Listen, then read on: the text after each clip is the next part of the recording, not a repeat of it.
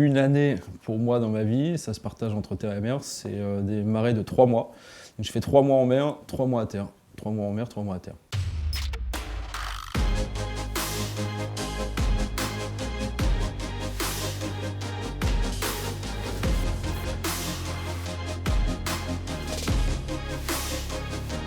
La particularité de cette technique de pêche, c'est une palangre, c'est une ligne avec plusieurs milliers d'hameçons qu'on pose sur le fond. C'est une technique sélective, le poisson vient manger après l'appât qu'on a disposé sur l'hameçon. Au bout de quelques heures, on remonte les lignes et on arrive à récupérer la légine. Quand tu dis que tu pêches à la légine, oui, c'est une technique de pêche particulière déjà. On est sur des navires qu'on appelle des palangriers australes, parce qu'on descend dans l'océan austral, il y a quelques bateaux seulement qui font ça. Et oui, ça parle un peu à tout le monde, les Kerguelen, c'est des îles assez mythiques, on appelle ça les îles de la désolation. C'est pas ce qu'il y a de plus simple à naviguer, mais enfin, moi je prends un plaisir à naviguer là-bas en tout cas. C'est pas simple de naviguer là-bas par les conditions météo déjà. C'est beaucoup de vent. À cette latitude-là, il n'y a pas de continent, pas de terre pour arrêter le vent, donc ça tourne et c'est assez violent. La mer aussi peut être très formée. Voilà, des vagues de plus d'une dizaine de mètres assez fréquemment. Le plus impressionnant pour moi, parfois, c'est la beauté de la mer en furie. Alors c'est très désagréable parce que c'est hyper fatigant, on ne peut pas se reposer, ça peut être très dangereux aussi.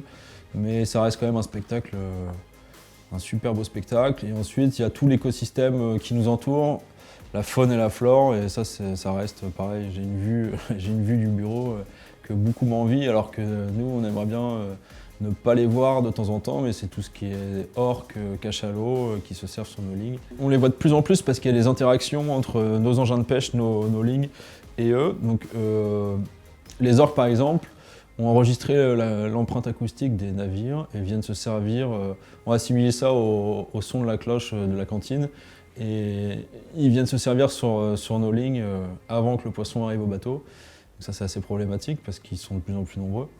Et les cachalots, pareil, sauf que les cachalots, leur différence, c'est qu'ils peuvent plonger beaucoup plus bas, ça fait partie des meilleurs apnéistes, ils peuvent aller jusqu'à 2000 mètres et plonger plus d'une demi-heure, donc du coup, pareil, ça fait beaucoup de dégâts sur les rendements de la pêche.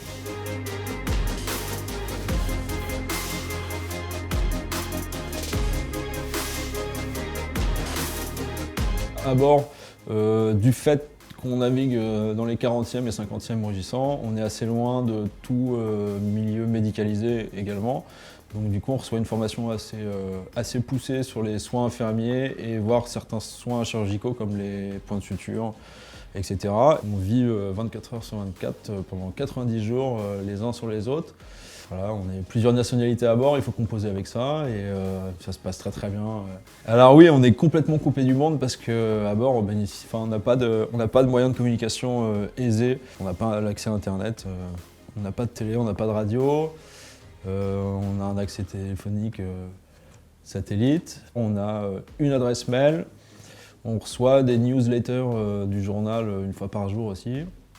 Et c'est à peu près tout. Je suis partagé entre le fait de dire que j'adore, parce qu'on est tous hyper connectés maintenant avec le téléphone, la tête dans les réseaux du matin jusqu'au soir. Et donc du coup, le fait de m'en séparer aussi pendant 90 jours, ça me fait un bien incommensurable et c'est pas donné à tout le monde, vu ce qu'on vit maintenant. Donc je suis partagé, mais c'est vrai que plus de confort, plus de communication, pour pas mal de choses, ça peut être pas mal. Alors est-ce que c'est compliqué de se construire une vie personnelle? Je te dirais non, j'ai pas cette stabilité-là, mais beaucoup de mes collègues, voire tous mes collègues, ont cette stabilité-là. Pour eux, c'est un peu plus compliqué même que pour moi, parce qu'il y a des enfants, il y a une épouse.